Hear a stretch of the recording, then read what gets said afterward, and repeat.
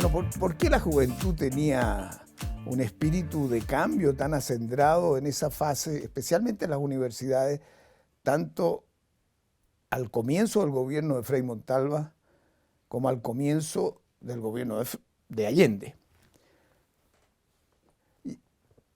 Era el periodo en que yo estaba en la universidad y efectivamente se cruzaban mil factores, pero yo diría que hay dos muy importantes. La acumulación de miseria. Yo recuerdo cuando salía durante la universidad, iba a las poblaciones, en fin, era muy chocante la pobreza, los niñitos a pie pelado, las casas en el barro, no había una cama para tres, no había alimentación. Era muy chocante, era el periodo de mucha migración urbana a Santiago y con grandes cantidades de poblaciones callampas. Eso estaba revolucionando el espíritu general. No olvidemos allí, durante esos años, los libros de Aníbal Pinto, del desarrollo frustrado de Chile, o de Ahumada, Jorge Ahumada, que planteaba en vez de la miseria. Y al mismo tiempo estaba la Revolución Cubana, como un factor de activación de que frente a las grandes empresas transnacionales, a la lógica de predominio y imperialismo de Estados Unidos, tú no podías hacer cambios sociales, estábamos con Guerra Fría y por lo tanto todo se subordinaba a la lógica de seguridad de las grandes potencias y en el caso nuestro Estados Unidos. Entonces todo eso generaba un espacio de gran transformación y eso se venía gestando incluso de antes. Teníamos el gobierno de Arturo Alessandri, que es con una minoría, era un gobierno de derecha, con un señor que había sido empresario, más allá de la respetabilidad que él merecía como presidente y como persona, pero un gobierno con altísima inflación, sin cambios sociales. Y antes de ese todavía el gobierno de Ibáñez, hasta el año 58, que también fue un gobierno con algunas realizaciones que hay que estudiar, como por ejemplo el Banco del Estado y otras, pero con una desorden de gobernabilidad muy alto, con rotación de ministros, en fin. Entonces había una incapacidad del Estado de enfrentarse al desafío y un desafío enorme. Entonces surgen dos grandes movimientos, que es el movimiento encabezado por la democracia cristiana, que arranca con mucha fuerza, con un gran liderazgo como es el de Frei Montalva, y paralelamente se levanta Allende como un líder con más complejidades, que ya venía creando el Frente Popular, después la Unidad Popular, ya por su cuarta vez. Eso te movía a los muchachos. O sea, nosotros teníamos en esos tiempos, bueno, en mi caso yo estudié en el Instituto Nacional y en la Universidad de Chile, o sea, lo público pesaba mucho, de que tú tenías una responsabilidad no solo con tu bienestar personal, tenías una responsabilidad con el país. Había debates políticos. Eso yo creo que era un ambiente que a mí me formó. Yo no era una persona que venía de familia de políticos. Mi padre es inmigrante. De manera que más bien yo era una curiosidad que me preocupara tanto de estas materias.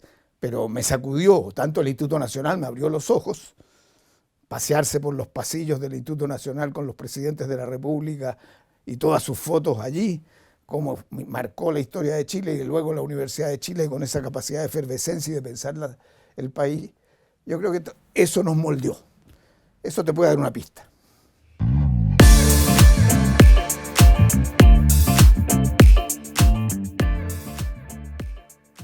Esos dos liderazgos, el de Frei Montalva y el de Allende, tienen características muy peculiares. Tienen una visión de futuro, tienen una consistencia y una lucha larga por esos valores. Y en el caso de Allende en particular, tenía la tradición de la lucha democrática desde que había sido dirigente estudiantil, pasando por diputado, por ministro Pedro Aguirre Cerda, por senador tantas veces y candidato presidencial tantas veces. O sea, una trayectoria democrática. Y al mismo tiempo un compromiso muy ferviente con las causas populares, no solo declarativas.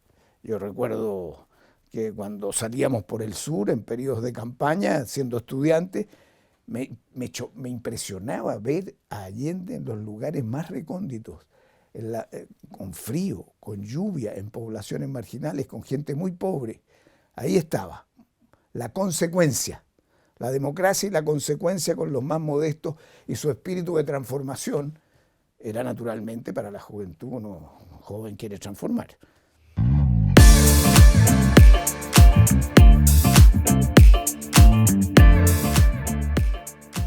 ¿Cómo vimos el gobierno de Allende, si es que a su inicio pensábamos que podía no ser viable?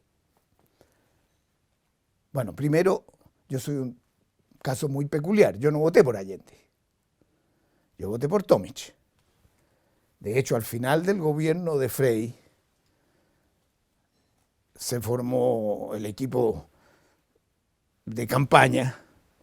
Tomic me parecía que coincidía bastante con Allende, y eso me marca en mi historia política, porque no logro entender en esos periodos por qué no se logró una sola unidad y por qué esa lucha fratricida entre los dos, que es parte de lo que explica después la tragedia. Pero que veía yo, en el caso de Frei Montalva, a pesar de todo el debate que había en ese tiempo, capacidad de ejecutar lo que dices. Yo no voté por Allende. Trabajé por Tomic e inmediatamente después, antes de que se formara el gobierno, me fui a la Universidad de Harvard. Y desde Harvard miraba. Pero la razón, si tú me preguntas cómo lo veíamos, que me incliné en ese momento por Tomic, fue uno de que habían equipos ya preparados con Frei, que podían impulsar las políticas y aplicarlas. Y mi visión de la universidad y de lo conocida del Partido Socialista y del Partido Comunista no me daba la garantía de que hubiera la cohesión necesaria y la capacidad de preparación técnica necesaria para ejecutar. Y como buen ingeniero civil, yo me preocupaba no solo de para dónde van las cosas, sino cómo se hacen las cosas. O sea, siempre le digo a mis amigos abogados que hay muchos en política que se dedican a crear problemas y nosotros nos educaron para resolver problemas. Entonces, eso me influyó.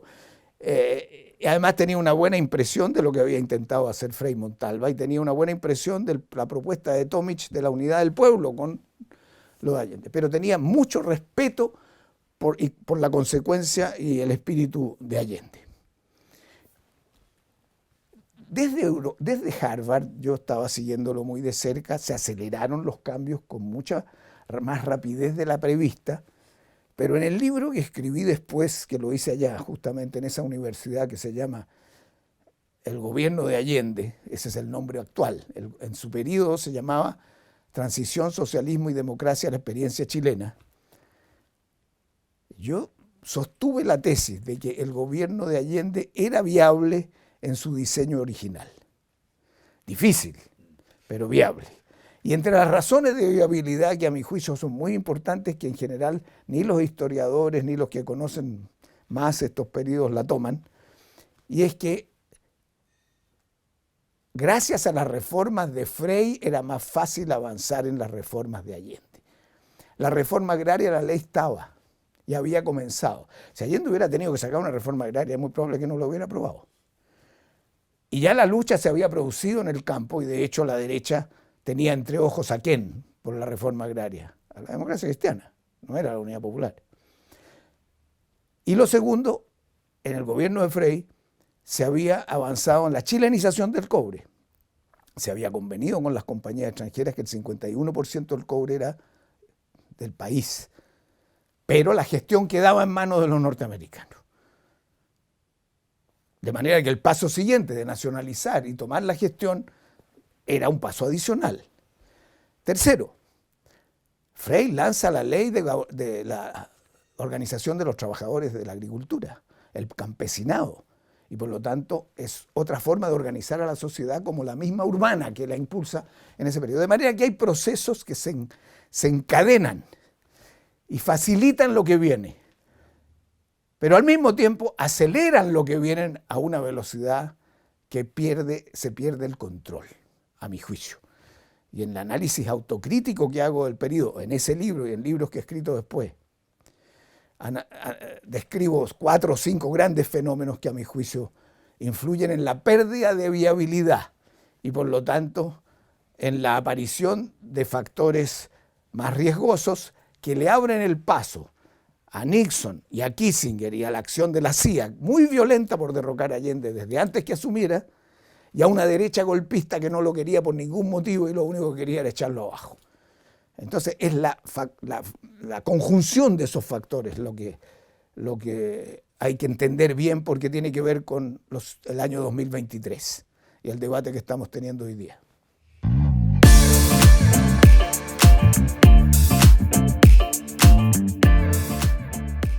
La nacionalización del cobre, yo creo que es uno de los hitos históricos más importantes de estos 50 años. Hay otros más, pero ¿por qué lo tomo así? Porque había ya en esos tiempos, estoy hablando, si tú tomas después de la Segunda Guerra Mundial, los años 50, los años 60, estamos ya en los años 60, 70, hay una pasión de los pueblos por recuperar sus recursos naturales, por tomar autonomía, y eso pasa desde la India que toma la independencia con el Reino Unido en ese tiempo, ya los chinos se instalan, el Partido Comunista Chino se crea también muy temprano en el siglo, pero ya la República Popular China es del año 48, y empiezan los procesos democráticos también en Europa. ¿No te acuerdas? También hay que acordarse que en el 73 se produce la Revolución de los Claveles de Portugal. En esos mismos tiempos en Grecia hay dictadura, y después muere Franco el 75, o sea, Europa también está en la línea de la democracia, y por lo tanto la democracia, la recuperación de los recursos naturales, la autonomía respecto de las transnacionales, para que quedara un excedente mayor de la riqueza en nuestros países para mejorar la calidad de vida y la pobreza, era muy fuerte. Entonces, que sea aprobada por unanimidad en el Congreso, más que una convicción de la derecha, que no la tenía, era la convicción del pueblo que hacía imposible a los que estaban elegidos de irse en contra de esa visión. Por lo tanto, yo la sentí como, me dio mucho orgullo la nacionalización del cobre. El gran problema que se me presentaba, en lo poco que yo sabía a esas alturas, es cómo vamos a gestionar estas minas, cómo vamos a producir la cantidad que teníamos. Y ahí viene la etapa siguiente, que yo considero que uno de los errores de la Unidad Popular, que fue el descuento de las utilidades excesivas y la no compensación. Yo no estaba aquí, estaba estudiando y cuando volví ya era fines del 71. Pero sí ya yo lo veía. ¿Por qué? Porque en ese tiempo en Harvard una de las cosas que hacía, estaba tomando cursos en la Kennedy School, que es la escuela de gobierno, pero también, y después cuando volví después del exilio, pero en ese tiempo tomaba cursos en la Harvard Business School y escribí un libro sobre transnacionales y me estaba especializando en esa materia también porque yo pensé, tengo que conocer cómo operan las transnacionales para ver cómo negocias con ellas. Y tú veías que la no compensación era una variable que no tenía que ver con Chile y con el cobre, con todas las empresas transnacionales del mundo. Y por lo tanto, si muchas empresas se veían peligrando de que otros países iban a hacer lo mismo, se generaba un problema que nosotros no podíamos manejar. Y es lo que ocurrió. Teníamos en contra al gobierno de Estados Unidos, las empresas se fueron sobre los tribunales para exigir el embargo del cobre que exportábamos para cobrarse. No nos dejaron ni un plano en las minas de cobre. El Estado chileno no sabía y la gente nueva que entró qué repuestos necesitábamos. No nos vendían los repuestos, nos embargaban el cobre afuera. O sea, fue brutal la opresión. Y después el Fondo Monetario, el Banco Interamericano, en fin, nos bloquearon los créditos. O sea, en ese tiempo estas sanciones son de niño de pecho, las que estamos viendo que aplica Estados Unidos por doquier. Pero eso fue lo que ocurrió. Entonces hay que diferenciar la nacionalización de la forma de la gestión y de la compensación. En Estados Unidos ocurre un fenómeno que nosotros detectamos, los más jóvenes, durante la Unidad Popular, nuestro desconocimiento de cómo funciona Estados Unidos. De hecho, cuando yo salí después del exilio, después de la prisión en Dawson, y me fui a Harvard de nuevo, que me invitaron porque había estudiado allí, recién venía saliendo el informe del senador Church, que se llama Church Committee, sobre the CIA intervention in different countries. Y en ese informe yo me desayuné.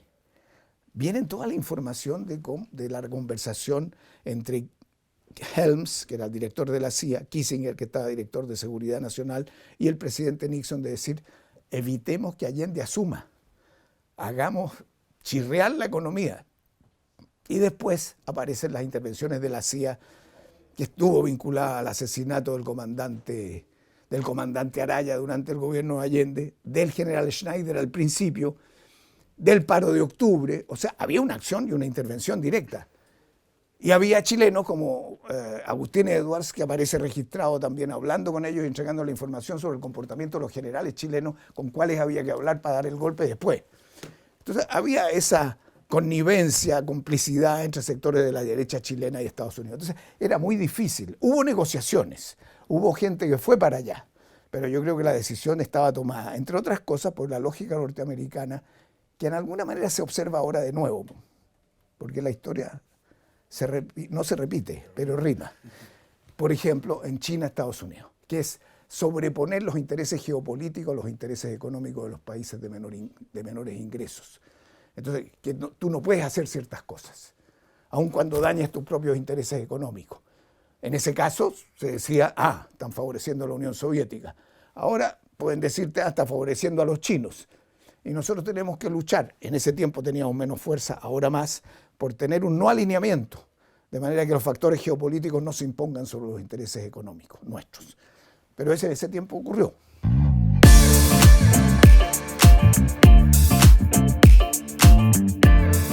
Yo hice varios estudios después sobre golpes y transiciones. Escribimos un libro que me encargaron hace poco, que se llama Transiciones a la Democracia, que analizamos 9 países de Asia, Europa, África y América Latina, o sea, no solo latinoamericanos. Y también hicimos un estudio sobre las economías de esos países y cómo ellos avanzaron para conquistar su libertad. Pero en el caso que tú me preguntas, ¿cuánto pesó lo internacional y cuánto pesó lo nacional en el desenlace? Mi visión, y ahí tenemos diferencia con otras personas que estuvieron en la misma coalición, es que los factores nacionales son muy importantes. No estamos hablando de Irak, que Estados Unidos lo bombardea, pero estamos hablando que en un proceso de esa naturaleza, si tú hubieras conocido mejor las fuerzas exteriores que estaban luchando contra ti y las interiores, habrías tenido un manejo más cauteloso de los pasos que vas dando. Pero sin duda facilitó la acción externa de derrumbar al gobierno el manejo interno. Por lo tanto, el debate que se ha abierto ahora, quienes tienen responsabilidad en el golpe, no es un debate menor. Porque si bien el golpe y la violencia hay que condenarla completamente si queremos vivir juntos los chilenos en los próximos años, porque la brutalidad y la violación de los derechos humanos fue arrolladora, que se va perdiendo la memoria, las causas que lo generaron tienen que ser abiertas a la discusión. No para justificar el golpe, pero para analizar de qué manera hay que manejar y gobernar de modo que evitar que se rompan las instituciones. Y en ese sentido, sin duda, una política económica fue uno de los factores, además del que mencioné de la no compensación, que ayudó, pero la aceleración de la reforma agraria que no podías controlar y que tiró para abajo la producción agrícola, la intensificación de las tomas de industrias que no estaban contempladas en el programa. El programa había una lista, pero esto se excedió porque tomaron autonomía las fuerzas sociales y las fuerzas de los sindicatos. Y eso generó grados de incertidumbre, grados de desorden público, y el aprovechamiento de esas circunstancias por sectores que yo calificaría de fascistas en el sentido de provocar el desplome de las instituciones democráticas, que ayudaron al golpe. Pero yo no estaría en condiciones de afirmar, no lo creo, que el golpe militar no habría ocurrido sin la intervención de Estados Unidos y que solo es la culpa de los factores externos lo que lo provocó. No, también hay factores internos que ayudaron a que eso ocurriera.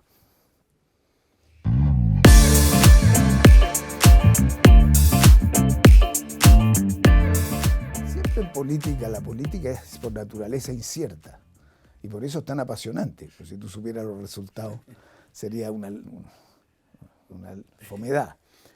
Entonces se veía incrementado el poder de las fuerzas que querían derrumbarte. Y se veía dificultosa la tarea de enfrentarlas. Había divisiones dentro de la propia coalición de gobierno. El Partido Comunista, que hoy día es tan criticado, era más serio. El Partido Socialista, que hoy día tiene una mirada más socialdemócrata, era muy divisivo y tenía muchas diferencias. Y ahí está la experiencia de Carlos Altamirano y sus posiciones, que hacían a Allende muy difícil gobernar. Pero además de eso, para enfrentar lo que venía, se analizó la posibilidad de un entendimiento con la democracia cristiana. Ya era tarde a mi juicio, pero se intentó. Y ese esfuerzo se centró al final en un proyecto que habían enviado 2 senadores, Hamilton, con quien estuve después en el Senado, y Fuentealba, que fue bastante amigo mío, y estuvimos exiliados además, los 2 están muertos. Estuvimos exiliados en Venezuela, que se llamaba las áreas de propiedad. Y en las áreas de propiedad hubo la decisión de Allende de llamar a un plebiscito para resolverlas. Yo he escuchado a algunos críticos que se aferran a su visión de que aquí toda la lógica de Allende era contraria a la democracia, en fin. No, Allende era un demócrata. Y además puedo dar testimonio. Yo almorcé con Allende el día 10 de septiembre. De manera que estuve con él 24 horas antes de que muriera. Y la discusión en esa reunión éramos 4 o 5. Yo había sido ya acusado constitucionalmente como ministro de Minería, pero el presidente me había pedido que lo ayudara en la organización y en la coordinación de las intendencias del sur de Chile. Y allí la decisión se fue revisando por Orlando Letelier, hay grabaciones, la situación que él iba viendo en cada general. Iba nombrando a los generales y hablé con él el sábado, dijo esto, para tantear hasta dónde ya estaban decididos a entrar al golpe. Y luego de hacer esa revisión, se entró, recuerdo, lo tengo escrito en los anexos del libro El gobierno de Allende. Si ustedes toman ese libro, que está en la Biblioteca Nacional Digital de Chile, y revisan atrás, están las notas que yo tomaba de las reuniones de gabinete. Pero en ese caso particular, se revisó la reforma agraria y se dieron cifras de un posible aumento de la producción agraria, ya a fines, estamos hablando del 73, como para ver si nos daba, el presidente pensaba que podía llegar hasta el 76. Y en el caso del cobre también se fue analizando las posibilidades de aumento de la producción de cobre, porque el 80% de lo que exportábamos era cobre. O sea, lo que tú perdías ahí era todo. Tenías que aumentarlo. Y al final de la reunión, entonces Allende dice, yo tengo que proceder a una conversación, y mañana tengo que hablar en la Universidad Técnica del Estado, que hoy día se llama Universidad de Santiago. Tipo 3:30, se para, ya la reunión se da por terminada, y le pide a 2 de sus ayudantes que lo acompañen a la casa de Tomás Moro para redactar el discurso del día siguiente. De manera que sí, estaba tomada la decisión. Ahora, podría uno discutir qué habría ocurrido si pierde el plebiscito, que era probable que lo perdiera. O que, mejor dicho, ganara hacer la ley. Y por lo tanto, aquellos más puntudos que creían que había que ir más lejos iban a perder y se podía desestabilizar el gobierno. Uno no sabe cómo son estas cosas, pero la decisión estaba tomada. O sea, Allende intentó hasta el final de llegar a acuerdos, pero con los problemas que tenía de su propia coalición y los problemas que tenía al frente, que había gente que no quería llegar a ningún acuerdo, sino que querían votarlo. Entonces, yo creo que eso tienes que tomarlo en cuenta en el análisis histórico. Hubo ese intento y ya, bueno, era muy difícil. Ya las cosas estaban echadas. En ese tiempo había muchos actos de violencia y las condiciones de seguridad eran bajas. Los militares habían entrado en octubre del 72. Yo reemplacé como ministro de Minería a un militar, que era el general Sepúlveda de la Fuerza Aérea, que vino, no a esta casa, vino a otra casa que tenemos, porque después, con un ayudante que se llamaba Edgar Ceballos, que no sé si está vivo, pero era un ayudante que él tenía, un coronel, que resultó ser el jefe de los servicios de tortura de la Fuerza Aérea. Entonces tú estabas con el tipo al lado, le estabas dando un cafecito y unos años después andaba torturando gente. Entonces yo viví todo eso y por eso que soy tan flexible en entender las historias, porque hay muchas historias, hay que ponerse de acuerdo, pero inflexible en la actitud de rechazo al golpe militar y a las violaciones de derechos humanos masivas que sucedieron después del golpe.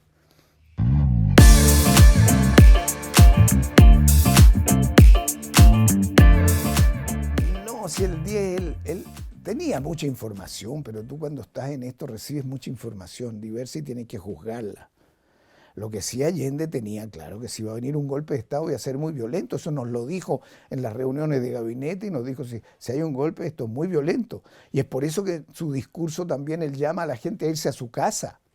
Allende nunca hizo un discurso diciendo salgan a combatir, porque sabía cómo era esto y sabía que en democracia tú no luchas contra los militares con las armas.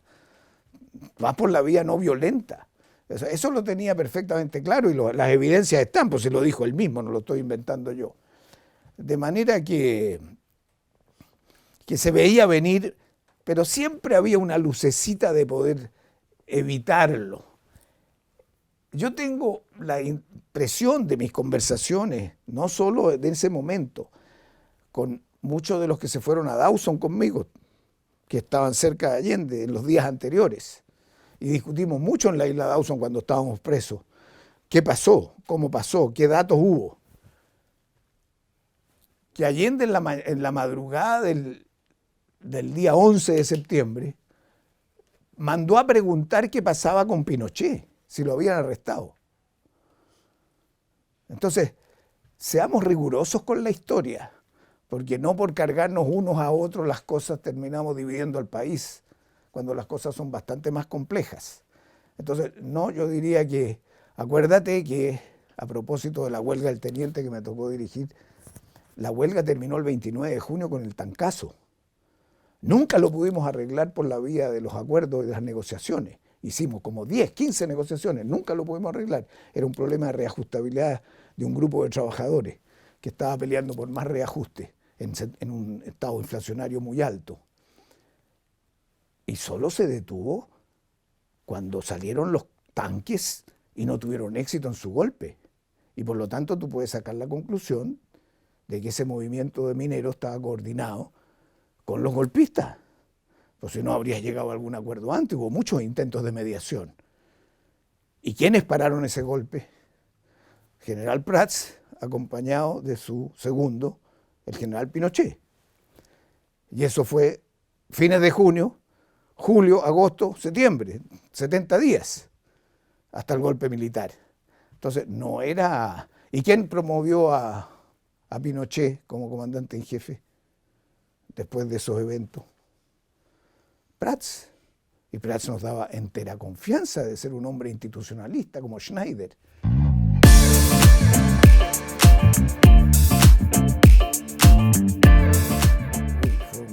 Mira, son tantas las lecciones que uno saca de ese periodo.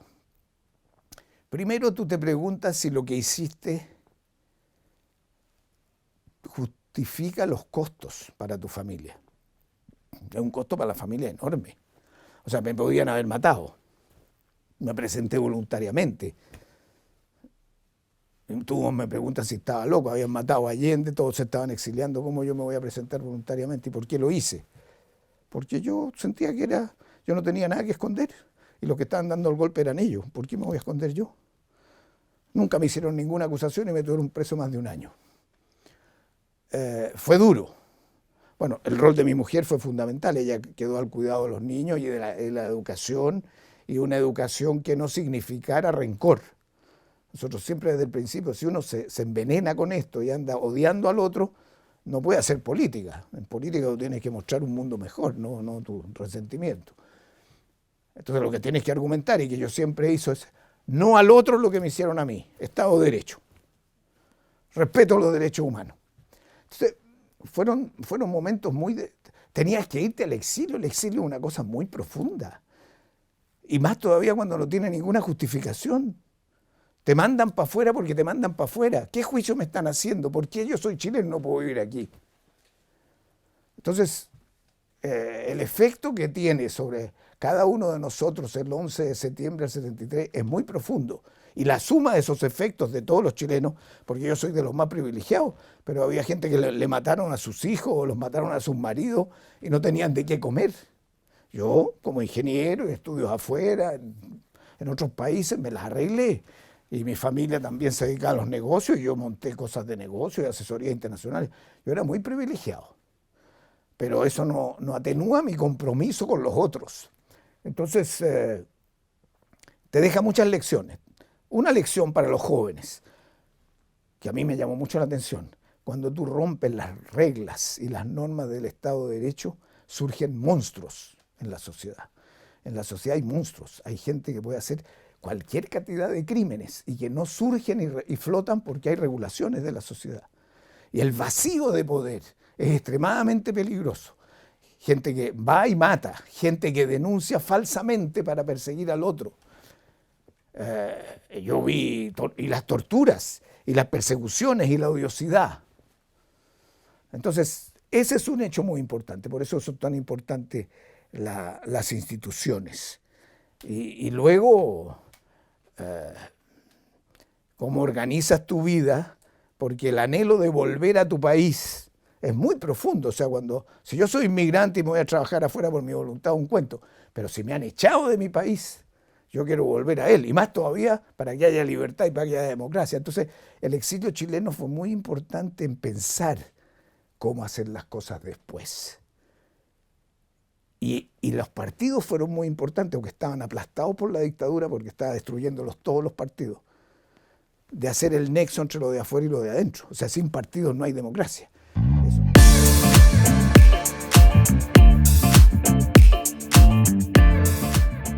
El análisis del periodo de la UP y de la dictadura para construir la concertación. La concertación, esa alianza de centro-izquierda con mayoría política, con un proceso gradual, con las cosas bien hechas, con inversiones, con crecimiento, con reducción de la pobreza, en fin, es mi convicción. Es el mejor periodo de los 50 años. O sea, si algo los chilenos tenemos que ver ahora en este debate que se ha ido polarizando, para ver solo lo del 73, no entender que gracias a la experiencia y la enseñanza de los chilenos y de su tragedia en la dictadura y lo que hicimos mal allí, o no entender lo que estaban haciendo otros para derrumbarlo, nos permitió diseñar la concertación. Y yo creo que la concertación más la nueva mayoría es el mejor periodo de la historia de Chile. Estoy dispuesto a discutir con cualquiera y ver los números. Nunca se había producido un avance cultural, social, económico, político, internacional, armónico, por 20 años seguidos y 4 años después, para sostener la democracia y crear las instituciones chilenas. Entonces, cuidado con el análisis de los 50 años. No irse como lo estoy viendo ahora, desde lo que pasó el 73 y la discusión que se genera de que si fue o no bien manejado ese gobierno, saltándose la dictadura, aunque todos reconocen lo que es la violación de los derechos humanos y la corrupción que había, porque esos fondos que Pinochet tenía afuera demuestran que no solo era un asesino, sino un ladrón, y concentrarse ahora y como cargarle todo al gobierno actual y no pensar en lo que hizo el pueblo chileno en crear una institucionalidad democrática en esos años de democracia, de la transición. Entonces creo que es muy importante lo que ustedes están haciendo, de mirar la historia bien, porque la transmisión de la memoria a las nuevas generaciones es fundamental. Los que van a hacer las cosas ahora son los jóvenes, pero para eso tienen que saber para atrás. Y los que tenemos más edad tenemos que contarles para que ellos lo procesen, porque el mundo que viene va a ser muy distinto del actual, pero hay cosas que se van quedando.